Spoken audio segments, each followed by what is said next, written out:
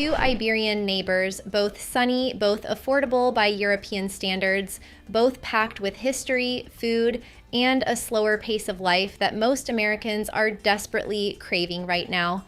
But if you look closer, Spain and Portugal attract different types of people. I've been helping people move abroad for the last 20 years, and more than one of my relocation clients has actually canceled their moves to one of these countries because they were tired of waiting on the bureaucracy.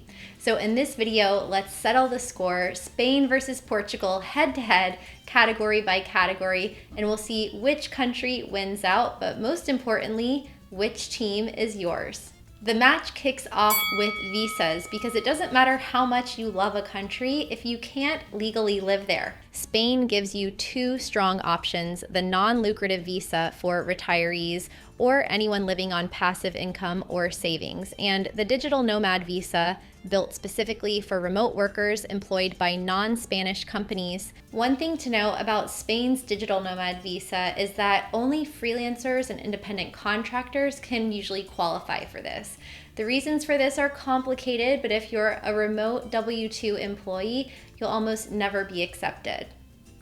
Portugal comes out with an equally strong lineup.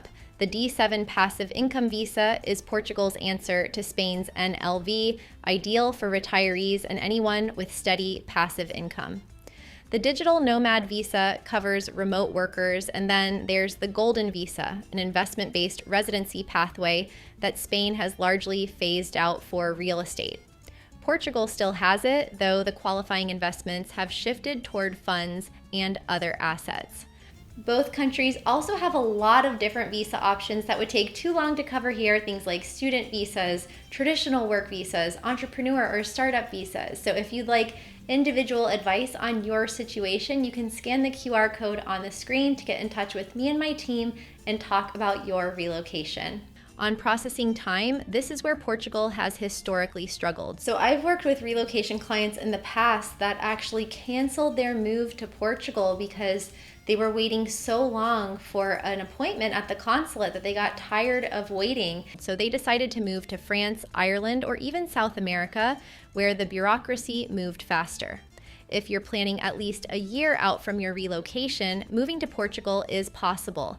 But if you'd like to move faster, Spain is a better option. So if you're in a hurry to move abroad and you can't wait months to get a visa appointment, then Portugal might not be for you. This was one of the most talked about comments in my other video, Spain versus France, and for good reason. So if you're working remotely or if you're a retiree with a 401k or other type of pension, then this section is for you. Let's be direct. If you become a tax resident in either of these countries, you will be taxed on your worldwide income. In Spain, that includes your Social Security, your 401k distributions, and even your Roth IRA investment income, which is tax-free in the US. Spain doesn't care. If you're a tax resident in Spain, they want a piece of it. There's also a solidarity tax and potentially a wealth tax up to 3% depending on your net worth and which region you live in. You can also get hit with capital gains taxes if you sell assets. Many people are attracted to Spain because of the 24% Beckham Law tax bracket, but it doesn't apply to many people. Some people avoid moving to Spain because of the high taxes, but other people embrace it. Portugal had a massive advantage here for years with the NHR, the non-habitual resident regime. It gave qualifying expats a flat 10 to 20% tax rate on foreign income for 10 years. It was a game changer, especially for retirees, but Portugal ended the original NHR program in 2024 and replaced it with a more restrictive one. That said, Portugal still has a favorable tax treaty with the US, and depending on your income sources and structure, it can still be more advantageous than Spain, especially when you apply deductions or the Apex Portugal structure, which helps to defer income tax and reduce capital gains on investments. One thing both countries share, neither taxes you twice on the same income thanks to US tax treaties, but what they do tax and at what rate varies significantly by your income type. It's essentially a tie. Perhaps Portugal has the edge when it comes to retirement income, but Spain has the Beckham Law for certain foreign workers. This is one area where you absolutely need personalized advice. Scan the QR code on screen to talk to my team. Both Spain and Portugal are known for their low cost of living, but they aren't exactly equal. Spain has seen costs rise sharply in Madrid and Barcelona. A furnished one-bedroom in a major city runs 1,000 to 1,800 euros per month. Shared flats start around 500 to 700 euros per room, but daily life remains affordable. A 3-course lunch with wine for 10 to 14 euros, coffee for €1.50, and one of the best public transport systems in Europe. Portugal has long been known as the cheapest country in Western Europe, but property prices have been on the rise for years. A one-bedroom in Lisbon now runs 1,000 to 1,600 euros per month in central areas, but move outside the capital and the value returns fast. In Porto, you can find quality one-bedrooms for 800 to 1,100 euros. In smaller towns and the interior, even less. Madeira is a special case. It's part of Portugal, but it feels like another world. Sunny year-round, lower cost than Lisbon, and a thriving digital nomad scene. If you want Portugal's lifestyle at a lower price point, Madeira deserves serious consideration. I have friends renting there for 500 to 700 euros per month.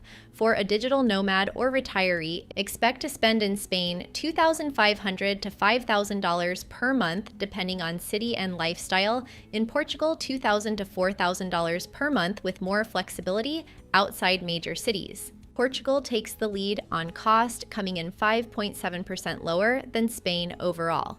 Rent prices are slightly lower and food and grocery prices are lower, but salaries are too.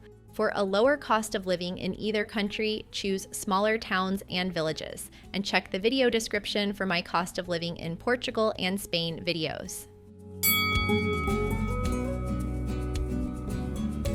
Something that you guys commented a lot in my Spain versus France video is that language is very important for you to be able to make friends and speak with the locals, but it's also a source of anxiety learning a foreign language. So let's be really clear on this one.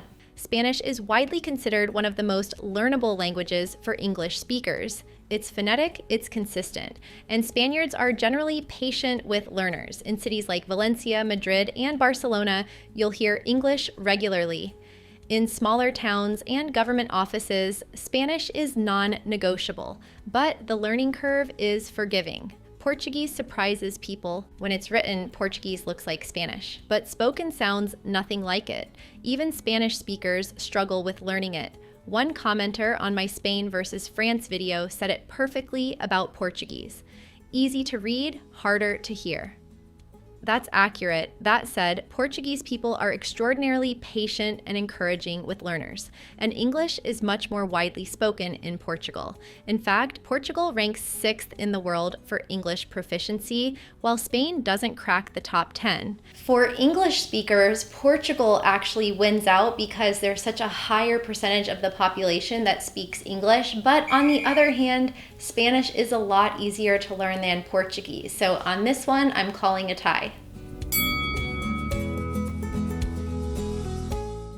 Many of my subscribers have commented that Spain is too hot for them, and they're not wrong. Spain's summers, especially in Seville, Madrid, and the interior, can be brutal. Mid-June through mid-September can mean non-stop 95 degrees Fahrenheit days and nights that barely cool down. The northern coast, San Sebastián, Bilbao, is greener and milder, but rainier. The Mediterranean coast offers the classic sunny Spain experience with slightly more bearable summers. Portugal runs cooler and more temperate overall. Lisbon gets warm summers, but nothing like Spain. Porto is mild and occasionally rainy. It's a slightly sunnier version of the Pacific Northwest climate. And then there's Madeira, nicknamed the Island of Eternal Spring. Temperatures hover between 64 to 75 degrees Fahrenheit year-round. No extreme heat, no harsh winters. It's genuinely one of the most comfortable climates in Europe. If heat is a deal breaker for you, Portugal wins this round clearly. But if you're looking for a hot, sunny climate, Spain wins out.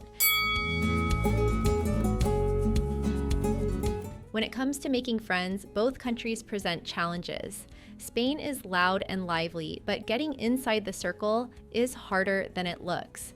Spaniards have tight-knit social groups formed over decades. As one expat put it, after 4 years in Spain, people are friendly, but it's really hard to find local friends, especially if you don't speak Spanish. The bar scene is vibrant and welcoming on the surface, but deeper friendships take time and intentional effort. Portugal is different. The Portuguese have a reputation for being genuinely warm and welcoming to strangers, and almost everyone will invite you to have a drink of local pancha with them. I can attest, especially in places like Madeira, where the locals will literally stop what they're doing and talk with you on the street. The expat communities in both Spain and Portugal are well established and active. There are more than 200,000 registered expats in the Internation Spain community and 60,000 in Portugal. One thing that expats in both places acknowledge is that it can actually be very hard to date the locals, to be able to speak the foreign language and also find common ground culturally. I know I've definitely had that challenge as well. Overall, however, I would say that Portugal probably edges out Spain on the social life because the locals are known to be a lot friendlier there. But in both countries, the people are friendly. However, in both countries, they've also had some anti-tourism and anti-foreigner protests. So that's something to keep in mind as well. Both are an upgrade when it comes to getting good health care, especially if you're used to how things are done in the US. Portugal edges out Spain on the Euro Health Consumer Index, coming in 13th, but Spain isn't far behind in 19th place. Once you're registered in either country, care is essentially free or very low cost with low copays. Both countries also have private options when it comes to insurance or local care, and for similar prices. Portugal extends its lead on healthcare. Universal access plus affordable private options is a powerful combination. This one matters a lot, especially if one of your long-term goals is an EU passport. Spain requires 10 years of legal residency for most nationalities. However, if you're Hispanic, from Latin America or the Philippines, for example, that drops to just 2 years for Spain. Portugal used to require 5 years of legal residency, making it one of the most flexible citizenship pathways in Europe. But they've recently changed it to 10. Like Spain, Portugal also has special pathways to citizenship for people from former colonies such as parts of India, Africa, and Macau. Again, this one is a tie. This next topic came up repeatedly in my last video, and that is how difficult is it to buy a property in these countries? In both cases, the markets can be competitive in the cities and popular coastal areas. We're talking about Lisbon and the Algarve, or Silver Coast in Portugal, and Barcelona, Madrid, and Costa del Sol in Spain. The median house price in Portugal was 2,111 euros per square meter in 2025, up 16% over the previous year. Notably, foreigners tend to pay more than locals, up to 62% higher. In Spain, prices rose 15.3% last year to an average of 2,517 euros per square meter. Of course, the prices vary depending on which part of the country you're in. The average price of a property in Madrid is over 1 million euros, whereas it's 328,000 euros in Galicia. And like in Portugal, foreigners pay up to 50% more when they buy properties in Spain. As a foreigner, you can buy property in both countries with equal ownership rights to locals. The amount you can finance varies, however, from 70% in Spain to 80% in Portugal, although foreigners often put down bigger down payments and loans have to be paid off by age 75. Mortgage rates vary between 2.4% and 3% for Spain and 2.7% to 3.3% in Portugal. The verdict? A tie. Now, when you compare both countries on paper, Portugal wins out on points, but your score might actually be different.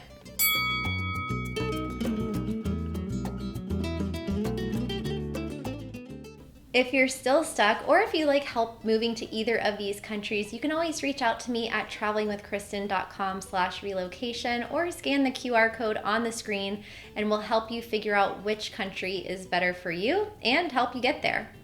Next up, make sure to watch my Spain versus France video and let me know in the comments which country you'd choose and which two countries you want me to compare next.